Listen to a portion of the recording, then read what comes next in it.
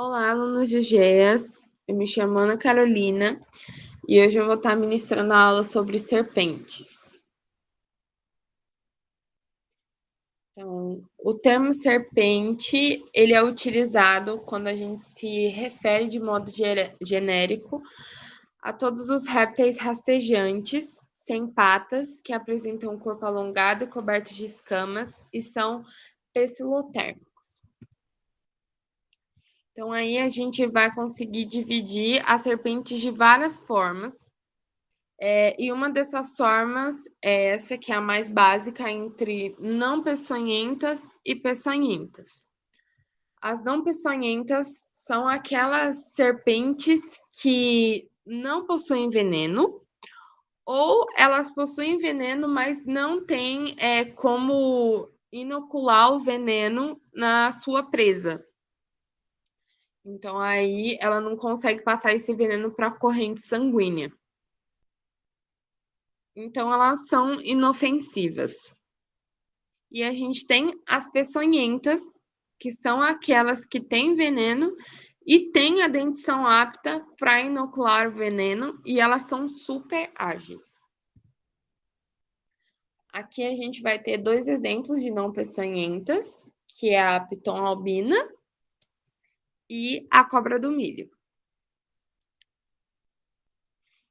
E aqui a gente vai ter dois exemplos de peçonhentas, que é a cascavel e a cobra coral verdadeira.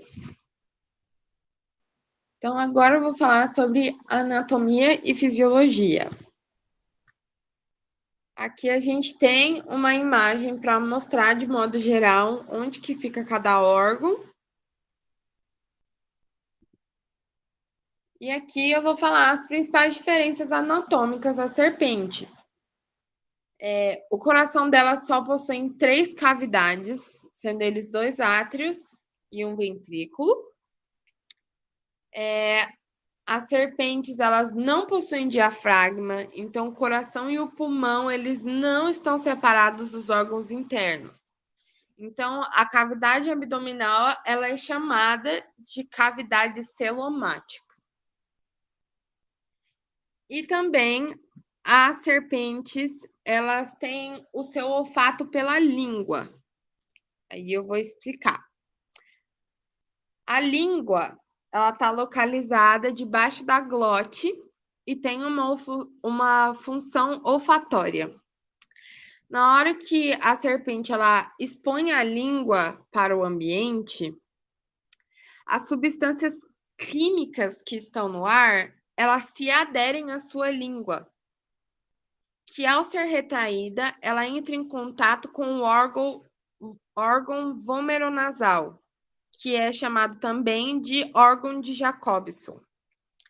Aí esse órgão, ele está situado na região anterior do palato e ele é revestido por células quimiorreceptoras, que elas pegam a informação adquirida e levam até o cérebro. E no cérebro essas informações são processadas e aí a serpente, ela sabe como se localizar, o que tem perto dela. É como se fosse igual o nosso nariz.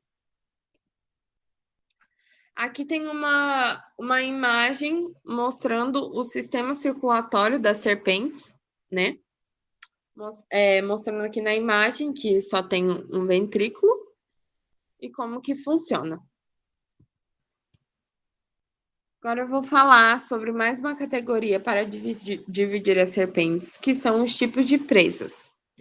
A gente vai ter a áglifa, que ela possui dentes maciços e sem canal inoculador de peçonha. A gente vai ter a opistóglifa, que ela possui dentes inoculadores de peçonha, só que eles estão na parte posterior do maxilar superior. Então, ela apresenta perigo altamente reduzido para o homem, porque quando ela dá o bote, o dente ele está muito atrás do maxilar. Então, muitas vezes ele não consegue entrar em contato com a corrente sanguínea. Aí a gente vai ter a proteróglifa, que ela possui 2 dentes inoculadores de peçonha na parte anterior do maxilar superior. E eles são de caráter forte e não retráteis, que é diferente das solenóglifas, que elas têm os 2 dentes retráteis, eles são inoculadores de uma potente peçonha, e ela tem caráter neurotóxico, hemotóxico e ou citotóxico. E eles estão na parte anterior do maxilar superior. Aqui tem uma imagem para mostrar melhor tudo isso que eu acabei de falar, né? As áglifas, as opistóglifas, as proteróglifas e as solenóglifas.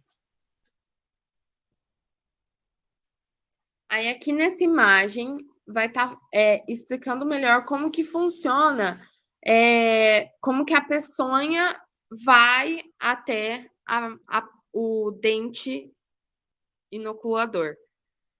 Aqui a gente tem o músculo compressor e logo na frente dele a gente tem a glândula de veneno.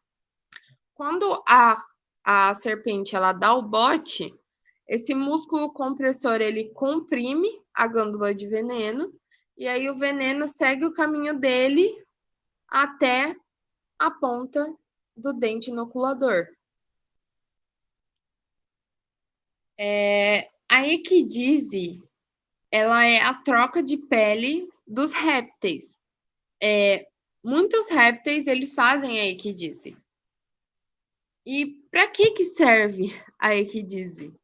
Ela facilita no crescimento do animal, ela remove ectoparasitas, como os ácaros, ela renova a pele que foi danificada pela locomoção, né? E melhora a comunicação química entre os indivíduos. Aqui nessa imagem, a gente pode ver como que ocorre esse processo de equidise, né? Aqui no primeiro passo, a serpente ela vai encontrar um material duro, como uma pedra ou um tronco seco, para conseguir pressionar a cabeça e soltar a pele da boca. E aí ela se abre assim. Aí na segunda parte, ela vai se arrastar pelo chão para essa pele se deslizar pela nova pele dela. E aí depois a pele velha, ela sai do avesso e aí ela consegue se desprender da cauda da serpente e ela continua rastejando por aí. Aqui a gente tem um GIF super fofo de uma serpente bebendo água. Eu nunca tinha visto, nunca tinha pesquisado antes, né, para ver isso. Acho que muita gente nunca viu.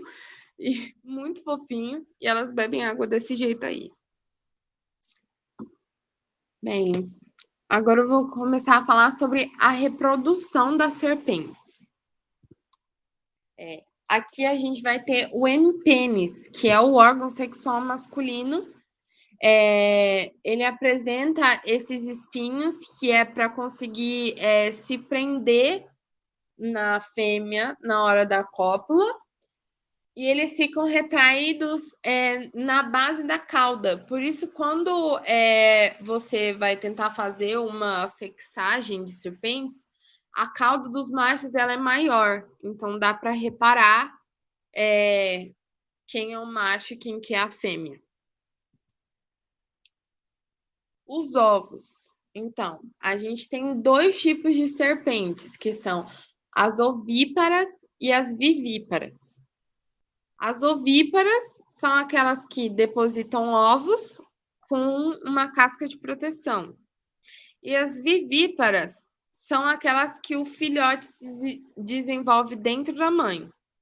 E depois elas expelem eles para fora. Aqui a gente tem essa primeira imagem aqui de cima, uma ovípara. E aqui embaixo, uma vivípara, dando a luz ao filhotinho.